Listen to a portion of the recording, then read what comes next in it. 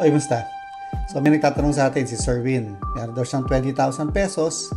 Hindi naman siya handa na magnegosyo, pero ayaw naman niyang nakatenga lang yung pera niya. Ano daw ang gagawin niya? Well, sa akin, dalawang bagay lang. Una-una, I suggest hanap ka ng mutual funds, no? Na pwede mong paglagyan. Sa bangko, meron yan. Sa mga tipong stocks. Yung iba meron mutual funds na tinatawag, no?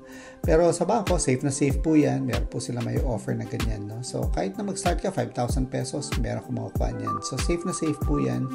Basta, importante, pag naisip mo ng inegosyo, then you can pull it out, no? Basta, alamin mo lang kung ano ang kailangan malaman about yung papasukin ng mutual funds.